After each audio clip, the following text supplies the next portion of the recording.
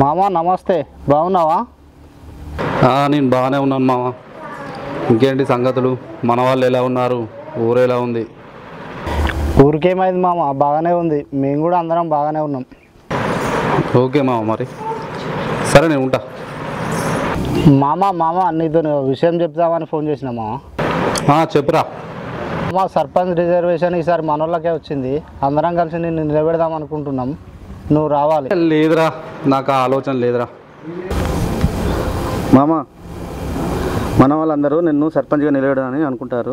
లేదురా, ఈ జీవితం నాకు చాలా బాగుందిరా. మళ్ళీ అక్కడికి వచ్చి ఎలక్షన్స్ అవి ఇవి అని నేను చేయలేనురా, నాకు ఇష్టం లేదు. మన వాళ్ళందరూ గ్యాదర్ అవుతారు, మీరు రావాలి ఊరికి.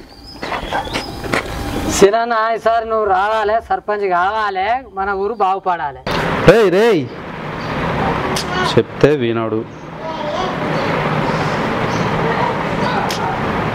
ఎక్కడ ఉందో నీకు ఫోన్ చేస్తారేమరా? మీరు ఊళ్ళో తిరిగేది చేసేది మనం మన దాంట్లో కూడా నిల్చోవాలి. కానీ అదే నీకేం చేస్తా బాబు, హైదరాబాద్ పోయి రియల్ ఎస్టేట్ పోయినా పైసలు బాగా పంపించాడు. ఒక్కొక్క మనవాడు కూడా పెడితే 10-20 లక్షలు వాడి దగ్గర పైసలు ఉన్నాయి, వాడు పెడతాడు.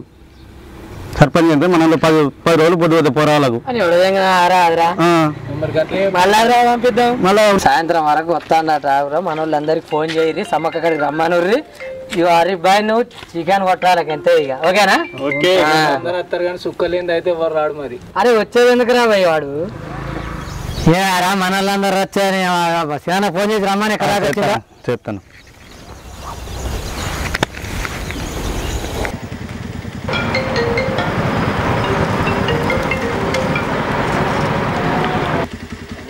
హలో మామ, ఎడున్నావు? జనగాంకి వచ్చిన. జనగామా? మన వాళ్ళు వచ్చి ఛాన్స్ అయిపోతుంది రా. నువ్వు అమౌంట్ ఉంటే కొట్టు ఫోన్పే. సరే పంపిస్తాను. 5,000 సరిపోవు, 10,000 నేను అందరూ సమ్మకాను మన వాళ్ళని తోలి వేరే వెళ్తాం. మనకు మేము వచ్చే అంతలో కంపెనీ అన్నీ తెప్పిస్తా. 10,000 కొడతాడు, 10,000 కొట్టు.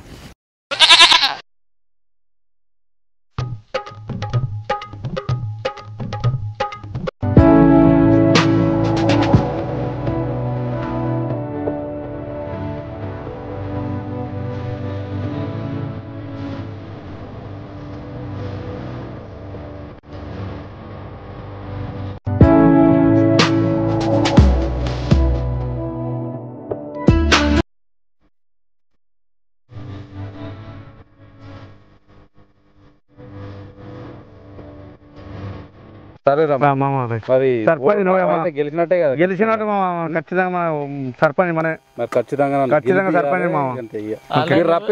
నన్ను అక్కడి నుంచి పిలిచి రప్పించినందుకైనా నేను గెలవాలి. ఓకే మామ, నువ్వు సర్పంచ్ అయిపోయింది. నువ్వు సర్పంచ్ మామ. వచ్చినప్పుడే చెప్పి నాకు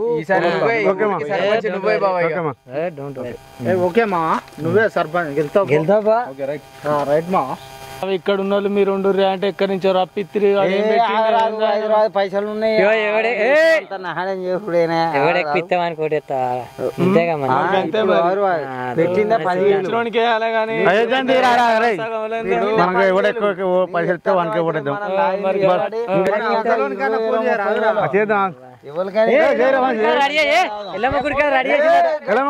చీపురు గట్ట అనుకోని ఊడిచినట్టే వాడు పోయి మలపట్నంలో పడాలి.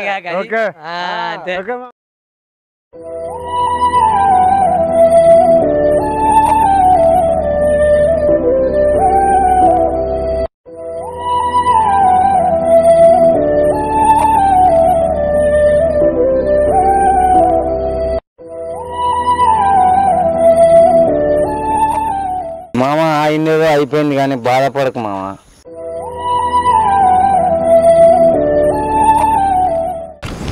ఏందిరా బాధపడొద్దా?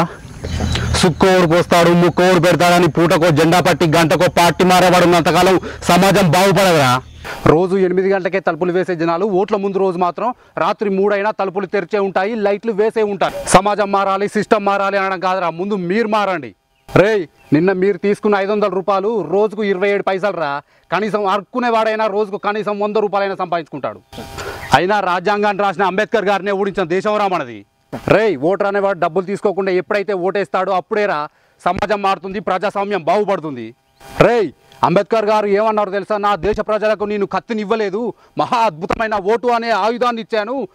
పోరాడి రాజులు అవుతారో అమ్ముకుని బానిసలు అవుతారో అది మీ చేతిలోనే ఉందిరా. పోండ్రా. రేయ్ ఇకనైనా ఓటేసేటప్పుడు మనసులో జన గణ మన అనుకొని ఓటేయండి రా.